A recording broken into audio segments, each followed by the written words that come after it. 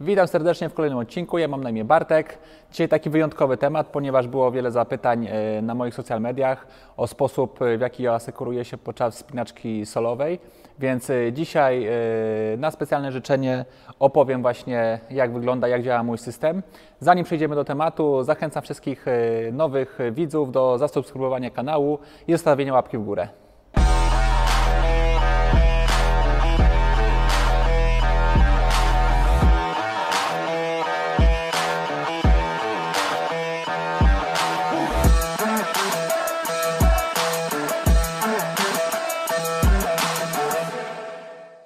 Chciałbym zaznaczyć na początku, że nie ma ogólnej jakiejś takiej zasady co do techniki asekuracji solo. Nie powstała żadna szkoła, która by nauczała lub żaden taki system nauki, który by wyznaczał jednoznacznie sposoby, w jakich można się bezpiecznie asekurować.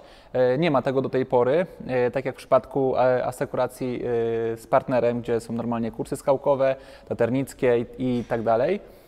Więc jest to mój system, który ja sobie dostosowałem do moich potrzeb.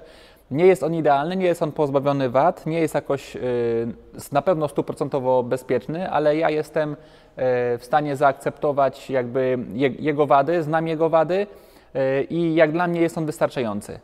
Tak więc przechodząc do tematu, wspinaczka solowa nie jest niczym nowym. Solowo wspinają się wspinacze już od wielu lat. Jednak na przestrzeni lat pojawiają się nowe przyrządy, takie, które się same blokują, bo na tym polega głównie idea asekuracji solo.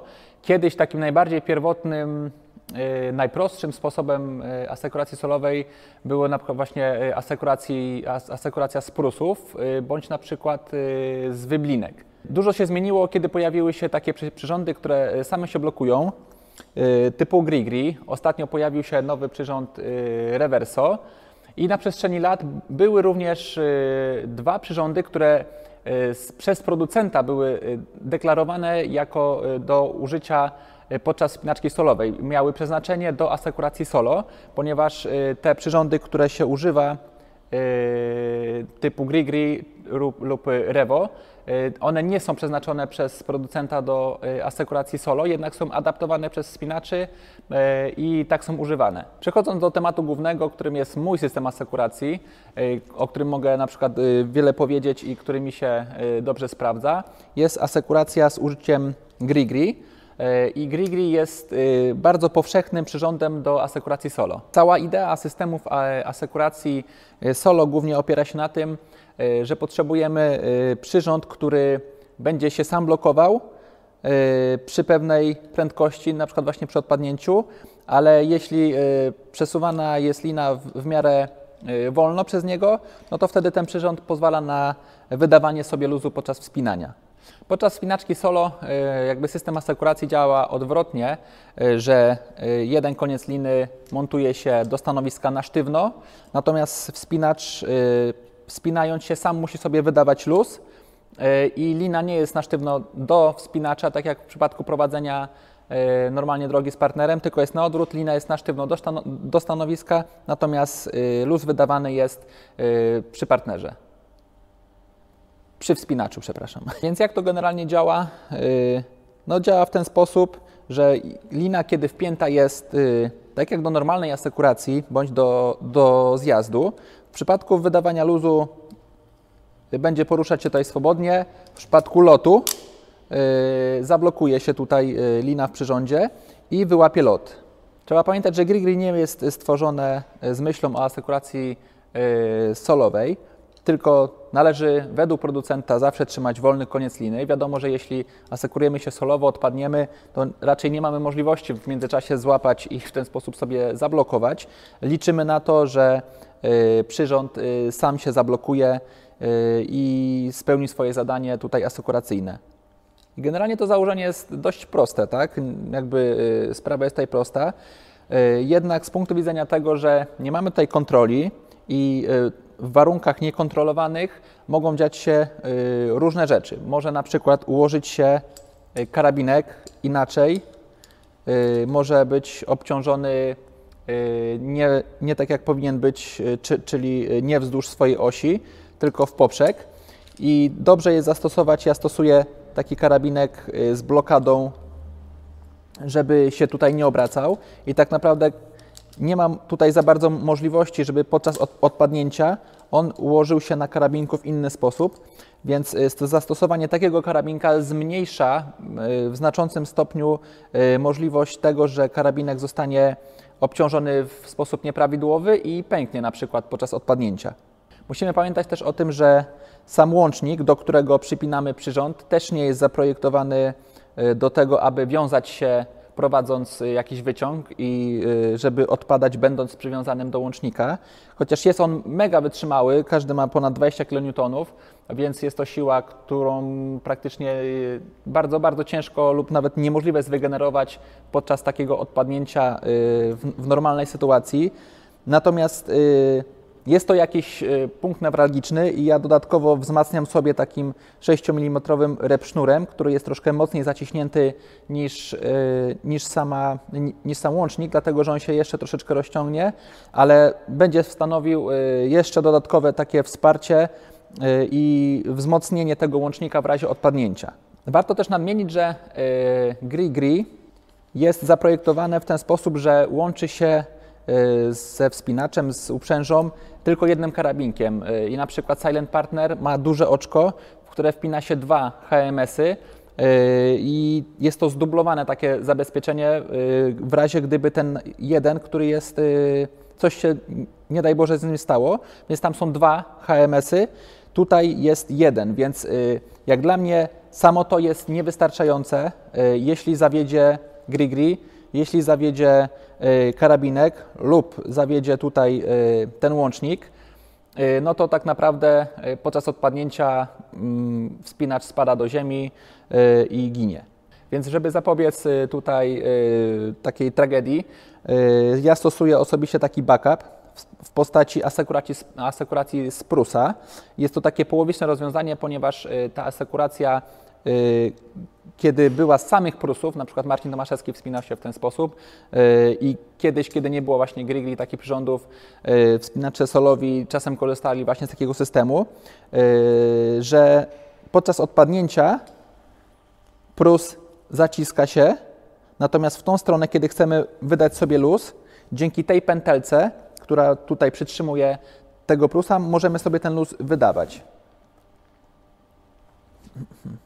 Więc ten Prus jest założony na osobnym karabinku, żeby tutaj w razie gdyby zawiódł łącznik, był osobny karabinek. Jest to taki drugi osobny system w razie gdyby ten system zawiódł. Ja używam repsznura o grubości 6 mm i to nie jest, powiedzmy, wystarczające, gdybym się wspinał na samym Prusie, natomiast ja wychodzę z założenia, że gdyby podczas odpadnięcia cokolwiek tutaj uległo zniszczeniu, pochłonęłoby bardzo dużą ilość energii. Więc tak naprawdę ten Prus już nie przejmie takiej siły odpadnięcia, jak gdyby odpaść na nim, tylko na nim, ponieważ tutaj pewnie duża siła byłaby pochłonięta na przykład przez rozrywany karabinek bądź rozrywany łącznik, w co w sumie nie wierzę, ale dmuchając na zimne, załóżmy, że coś tutaj się dzieje nie tak, na przykład Gree się rozpadnie, dajmy na to wyskoczy ten czpień, który tutaj jest, co się nie zdarza, ale załóżmy, że 1 na 1 000 000 takich przypadków i zostaje wtedy sam na tym systemie. Ja tutaj wypnę, żeby było wtedy to bardziej widoczne, tak? I w tym momencie, kiedy zawisnę pod przelotem,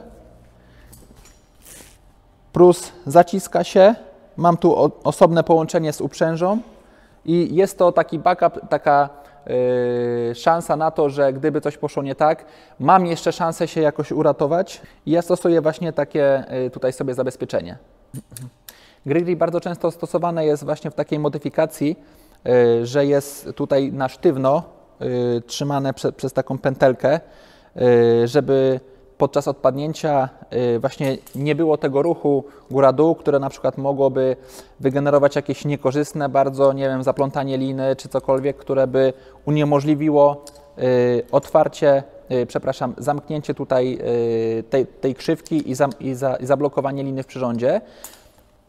Natomiast takie rozwiązanie, z tego co ja próbowałem, właśnie uniemożliwia bądź bardzo utrudnia zastosowanie takiego backupu. I gdyby nie było tego systemu tutaj z prusem, ja bym osobiście nie odważył się na wspinanie na samym tym przyrządzie Grigri bez zabezpieczenia. Ja wybieram taki sposób, że wolę troszkę zaryzykować, że coś się tutaj nie tak ułoży i Grigri odpowiednio wcześniej nie zareaguje, bo mam tutaj drugiego prusa, znaczy drugi system, który jest prus i dodatkowo podczas wspinaczki, w zależności od tego, jak trudny jest teren, jak wysokie jest ryzyko odpadnięcia, podczas klarowania liny, czyli wkładania jej do plecaka, co kilka metrów robię, akurat teraz nie zrobiłem, ale robię węzeł zabezpieczający, który uniemożliwi, nawet gdyby się Grigri nie zablokowało, to ten węzeł, tutaj wyrwie ten karabinek, który jest bardzo słaby, on ma tylko przekierowywać tutaj linę, żeby ona nie spadała, więc to też jest taki fajny, istotny patent.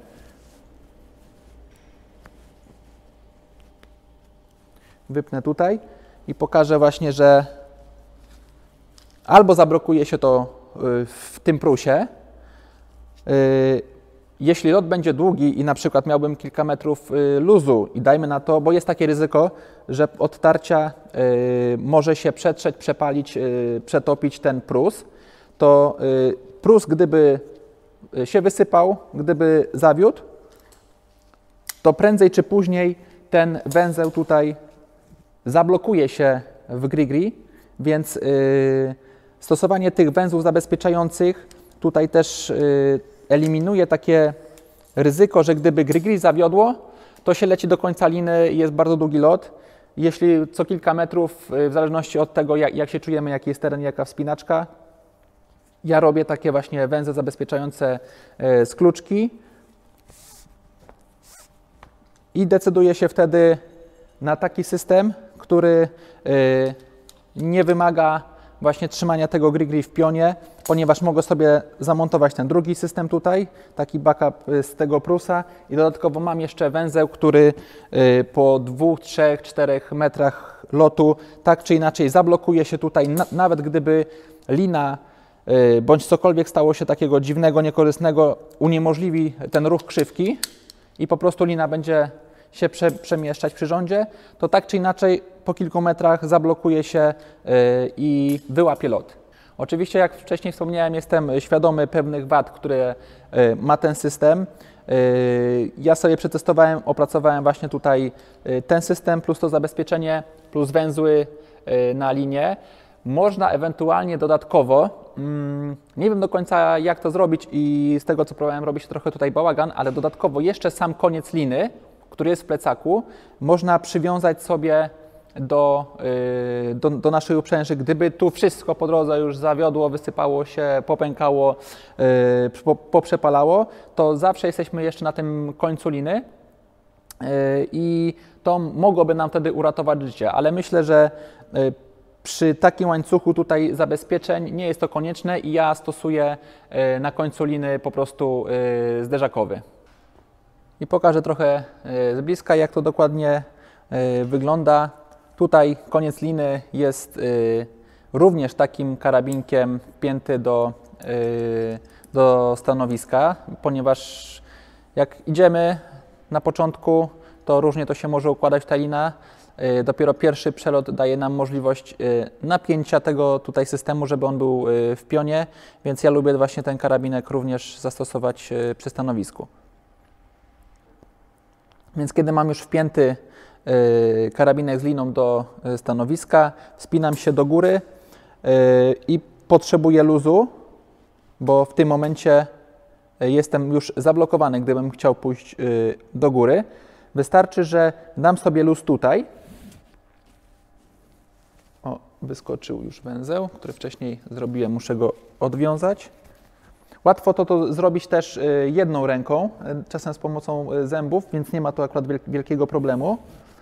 Daję sobie tutaj tyle luzu, ile potrzebuję, dajmy na to tyle i są dwie opcje. Albo mogę dać sobie jeszcze luz tutaj, natomiast w tym momencie już ta lina w przyrządzie pracuje na tyle lekko i łatwo, że kiedy idę do góry, to lina sama wysuwa się tutaj z przyrządu, z grigri, więc wystarczy dać sobie luz tylko w tym miejscu i iść do góry.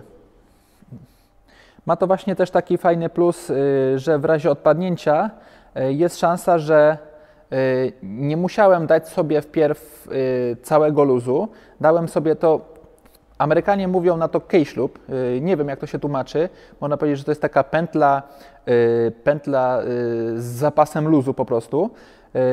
I jeśli grigri zareaguje szybko, tu akurat mam dosyć cienką linę, ale przy odpadnięciu zablokuje, to nie został ten luz wydany jeszcze, więc to jest bardzo fajna sprawa, że nie trzeba jak gdyby wydawać tutaj całego luzu tyle, ile wcześniej potrzebowaliśmy i w razie lotu już ten cały luz jest zaangażowany, tylko z tego powodu, że jest on dopiero jakby przygotowany tutaj w tej pętelce i kiedy się idzie powoli, on tutaj, ten luz się wydaje, przyrząd wydaje nam luz i w momencie odpadnięcia wtedy jest szansa, że ten luz jeszcze nam nie wydłuży długości lotu.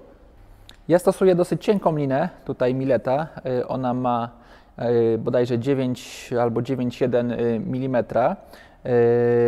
Taka lina jest lekka, a kiedy idzie się na wspinaczkę solową w górach na przykład, to trzeba dźwigać samemu cały szpej, linę i wszystkie rzeczy i do picia i plecak, więc im lżejszy sprzęt, tym lepiej. Więc taka lina jeszcze mieści się w przedziale tutaj grigri, bo grigri działa od 8,9, więc ona się mieści w tym przedziale współpracy lina-przyrząd, ale jest na tyle lekka, że nie obciąża zbytnio podczas podejścia i samej wspinaczki. Jest kilka różnych metod transportowania tej liny podczas wspinania.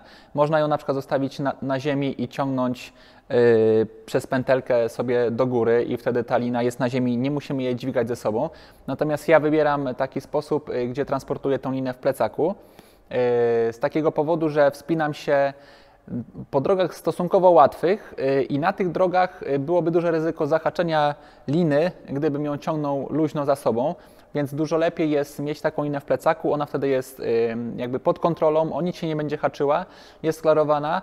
Jest to jakieś dodatkowe obciążenie, ale wybierając się na stosunkowo łatwe drogi, nie stanowi to jakiegoś dużego obciążenia. Praktycznie jak już się wspinam i jestem już zaangażowany w tą wspinaczkę, to nie licząc kominków, gdzie rzeczywiście mogę zahaczyć tym plecakiem, to tak naprawdę nie czuję tutaj żadnego ciężaru. To jest może jakieś tam 2,5 kg i ono się ciągle zmniejsza. Im jest wyżej, tym tego ciężaru tutaj ubywa.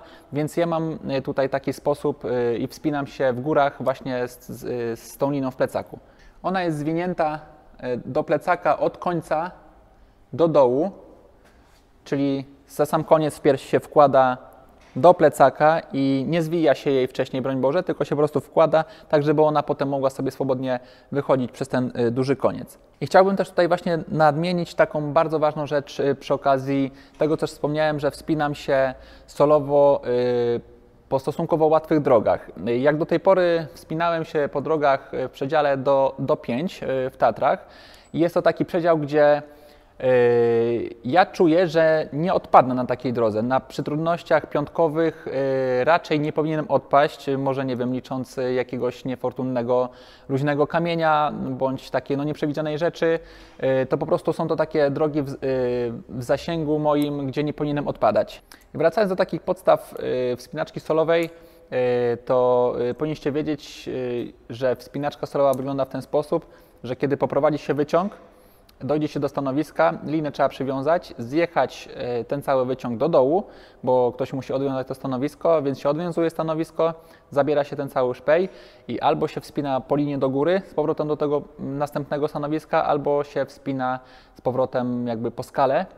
I do tej pory te drogi o trudnościach do 5, O wiele lepiej było przewspinać się znowu po tej drodze niż wspinać się po linie, jednak ta wspinaczka po linie jest bardziej taka męcząca, czasochłonna, więc tak naprawdę przykładowo jak robiłem solo prawe żebro na granatach, tam jest 6 wyciągów, to tak naprawdę musiałem przewspinać się 12 wyciągów i dodatkowo 6 tych wyciągów zjechać, więc jest to dużo więcej czasu i dużo więcej energii. Jeżeli chodzi o plecak, który używam, jest to Cliff 20 firmy Simont, bardzo lekka konstrukcja, 265 gramów, o ile dobrze pamiętam. Podczas wspinaczki spokojnie tutaj wchodzi cała lina, którą używam, jest ułożona do środka, natomiast podczas podchodzenia do środka wkładam cały szpej, wszystkie rzeczy, które niosę na wspinanie. Lina idzie tutaj do góry, jest specjalne mocowanie, żeby sobie przemocować ją do góry i kiedy podchodzę pod wspinanie, to taki plecak mi całkowicie wystarcza. Jest on używany przez taterników i bardzo przez nich polecany na jednodniowe wspinaczki w Tatrach. Świetna, sprawdzona konstrukcja, naprawdę to jest petarda. Ten plecak, zresztą używałem go nie tylko podczas wspinaczek w Tatrach. Świetnie sprawdził się również podczas ataku szczytowego zimą na Grossglocknera, więc taka lekka waga naprawdę sprawia, że można go zabrać na wiele różnych sytuacji, gdzie waga jest priorytetem. I moja taktyka, jeżeli chodzi o wspinaczki solowe jednodniowe w Tatrach, właśnie jest taka, że podchodzę sobie z tym plecakiem, podczas wspinaczki linę mam tutaj w plecaku, resztę mam na sobie, bo wiadomo, szpej to jest większość wagi i większość miejsca zajmuje.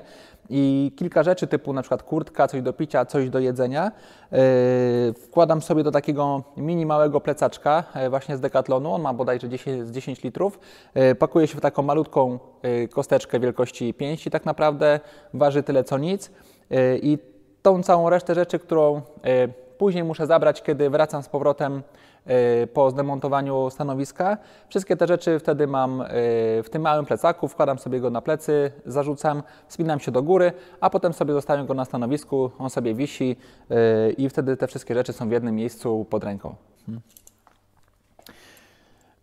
Kolejna ważna rzecz, jeżeli chodzi o mój tutaj ekwipunek, są to właśnie te karabinki z blokadą. Ja używam karabinków Black Diamonda model Gridlock. Właśnie jest to taki model z blokadą. Jednak różni się on tym od tych innych, które mają tutaj taki drucik, że kiedy zablokuje się zamek podczas już wpięcia, ta blokada jest nieruchoma i nie ma możliwości, żeby coś przeskoczyło w jedną lub w drugą stronę. Natomiast przy tamtych karabinkach, gdzie jest tutaj drucik i trzeba ten drucik tutaj odgiąć, wtedy można coś włożyć, to tak naprawdę jeśli podczas wspinaczki zadziała większa siła i popchnie ten karabinek w tą stronę, no to jest wtedy takie ryzyko, że coś nam tutaj, to co chcieliśmy, na przykład łącznik czy jakiś przyrząd, po prostu wyskoczy nam do karabinka. Moim zdaniem to jest lepsze rozwiązanie, ponieważ ta blokada właśnie uniemożliwia całkowicie tutaj przemieszczanie się tych rzeczy, które chcemy odseparować. Ja mam takie karabinki dwa, właśnie jeden do przyrządu, drugi mam do stanowiska, wtedy mam pewność, że tutaj się nic nie będzie obracać i że nie będzie taki cross-loaded, jak to mówią Amerykanie właśnie, że nie będzie ten karabinek obciążony, nie daj Boże, na karabinku, na zamku w ten sposób, bo to jest bardzo niebezpieczne. Ja mam takie karabinki dwa, ten już mam około 8 lat, więc służy mi bardzo dobrze i myślę, że w ogóle taki karabinek to jest coś, co każdy wspinacz powinien mieć w swojej szpejarni. Do połączenia prusa tutaj tego systemu zabezpieczającego używam karabinka typu Twist Lock. Myślę, że jeszcze lepszym byłby rozwiązaniem taki twist lock, który trzeba tutaj wpierw wcisnąć, potem obrócić i potem dopiero on się otwiera, byłby jeszcze bezpieczniejszy. Ja go potem obracam w ten sposób, żeby tutaj nic nie haczyło o ten zamek. Tutaj jest bardzo małe prawdopodobieństwo, żeby to się w ogóle otworzyło, więc do tego backupa ja stosuję taki karabinek typu twist lock. A jeżeli chodzi o uprząż, ja mam pecla, który jest na tyle właśnie fajny, że ma takie dwie regulacje tutaj po bokach, co daje bardzo duży zakres regulacji właśnie rozmiarów, więc ja jestem ogólnie szczupły i kiedy wspinam się na przykład w samej koszulce, mogę to sobie mocno zmniejszyć ten rozmiar i w ogóle tutaj nie brakuje jakby zapasu, więc ta uprząż dobrze siedzi. Natomiast gdyby było zimno i musiał na przykład mieć to na bluzę lub kurtkę, to też tutaj te dwa paski dają taką możliwość, że ona się sporo powiększy i też będzie dobra. Jak już wspominałem wcześniej, te wszystkie rzeczy, których używam i sposób, w jaki je używam, jest to tylko i wyłącznie mój osobisty wybór. Mnie to się sprawdza. Mam świadomość tego, że nie jest pozbawiony jakichś tam różnych wad i możliwe, że w przyszłości po innych różnych próbach, które będę tutaj robił, testy, i tak dalej, że niektóre rzeczy pozmieniam, może zmienię sam przyrząd, bo okaże się niewystarczający. Można tak naprawdę zmienić tutaj wszystko, jeśli się okaże, że cokolwiek będzie działało nie tak, jakbym sobie tego życzył, więc nie jest to film instruktażowy, nie twierdzę, że to jest jakiś najlepszy sposób, to jest mój sposób, którego ja używam. W opisie filmu zamieszczę linki do tych produktów, które pokazywałem, do tych rzeczy, które mnie się świetnie sprawdzają. W opisie również zamieszczę linki do moich innych social mediów, na które bardzo chętnie zapraszam, na przykład na Instastory, gdzie wrzucam więcej relacji, na przykład można zobaczyć rzeczy, które na przykład nie pojawiają się właśnie w filmach na YouTubie, do polubienia tych profili, do obserwowania strony na Facebooku. Z mojej strony teraz to wszystko. Dziękuję za uwagę, cześć!